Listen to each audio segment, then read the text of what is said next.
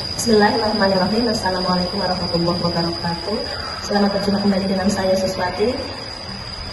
Nomor induk mahasiswa 22811313784. Saya dari kelas A36 PJJ PAI Universitas Islam Negeri Syekh Nurjati Cirebon. Pada kesempatan kali ini saya akan menjelaskan tentang puasa wajib dan sunnah. Yang pertama adalah puasa wajib. Puasa atau siam atau saum ialah menahan diri dari makan dan minum serta bercampur suami istri di siang hari dan mulai terbit fajar hingga terbenam matahari. Ini juga harus menjaga lidah dari ucapan-ucapan yang tidak baik. Puasa Ramadan merupakan satu-satunya puasa wajib bagi kaum muslimin, dan ini dilakukan setiap tahun selama sebulan penuh. Ini wajib bagi setiap orang yang telah balik. Puasa ini dimulai dengan makan pada pagi hari sebelum terbit matahari atau dinamakan dengan sahur, dan diakhiri dengan berbuka, yaitu makan pada malam hari sebelum dilaksanakan sholat maghrib. Dasar hukum puasa wajib. Dasar hukumnya adalah Al-Quran surah Al-Baqarah ayat 183-185. Ya ayyuhalladzina amanu kutiba alaikumussyam kama kutiba alal ladzina min qablikum la'allakum tattaqun. Yang artinya diantaranya, wahai orang-orang yang beriman, diwajibkan atas kamu berpuasa sebagaimana diwajibkan atas orang-orang sebelum kamu agar kamu bertakwa. Dasar hukum dari hadis Nabi atau Rasulullah bersabda, Islam dibangun atas 5 perkara, yaitu puasa di bulan Ramadan. Hadis riwayat Bukhari Muslim. Puasa wajib dilakukan oleh setiap muslim kecuali bagi orang yang berhalangan tidak diwajibkan, yaitu yang pertama, bagi orang yang sakit, orang musafir, dan wanita haid. Tetapi mereka harus mengganti puasa tersebut di hari lain setelah tidak berhalangan ataupun tidak sakit lagi. Yang kedua,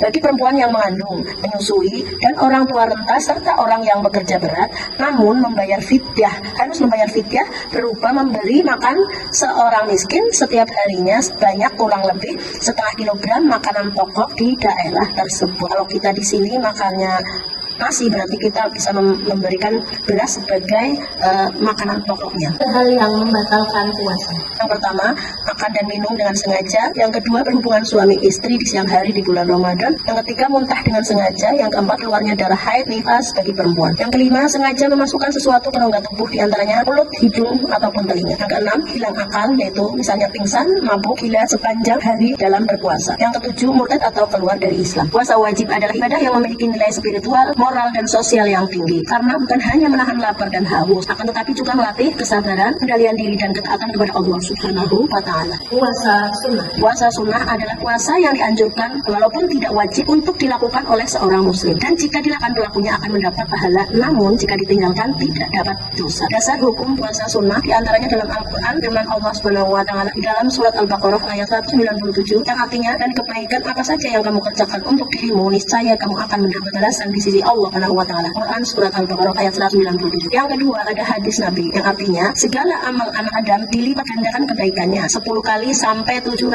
kali lipat, kecuali puasa, karena sesungguhnya puasa itu untukku dan aku yang akan membalasnya. Hadis riwayat Bukhari Muslim.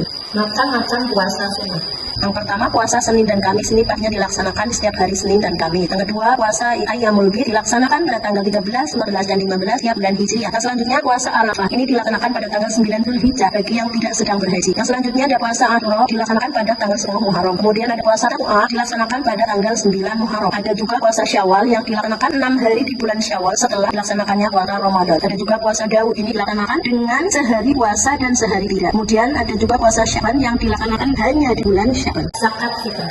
Zakat fitrah adalah zakat yang wajib dikeluarkan oleh setiap muslim pada bulan Ramadan sebelum Idul Fitri bagi yang mampu. Tujuannya adalah untuk mensucikan jiwa orang yang berpuasa dari dosa kecil dan dapat membantu fakir miskin agar mereka juga bergembira pada hari raya tersebut. Yang kedua, waktu menunaikannya yaitu sejak terbenamnya matahari pada malam Idul Fitri atau akhir Ramadan. Waktu yang terbaik untuk membayarkannya yaitu sebelum sholat Idul Fitri, yaitu al-afdolnya itu ya. Kemudian yang wajib membayar zakat fitrah itu setiap muslim, laki-laki maupun perempuan, baik dewasa maupun anak-anak, dan memiliki kelebihan makanan pada malam hari raya Idul Fitri untuk dirinya dan keluarganya. Ukuran atau jumlah yang dibayarkan antaranya 1 sok atau 2,5 kg sampai 3 kg bahan makanan pokok di daerah tersebut, atau jika dikonversi dengan uang nilainya disesuaikan dengan harga makanan pokok setempat. Zakat mal atau zakat harta benda. Zakat mal adalah zakat yang wajib dikeluarkan dari harta kekayaan seseorang yang telah mencapai nisab atau batas minimal dan haul atau dimiliki selama 1 tahun hijriah. Jenis-jenis harta yang wajib disepakati, yaitu ada emas dan perak, uang tunai dan tabungan, perdagangan atau barang dagangan, pertanian dan hasil bumi, peternakan, pertambangan dan hasil laut, investasi dan pendapatan progres. Syarat wajib zakat mal.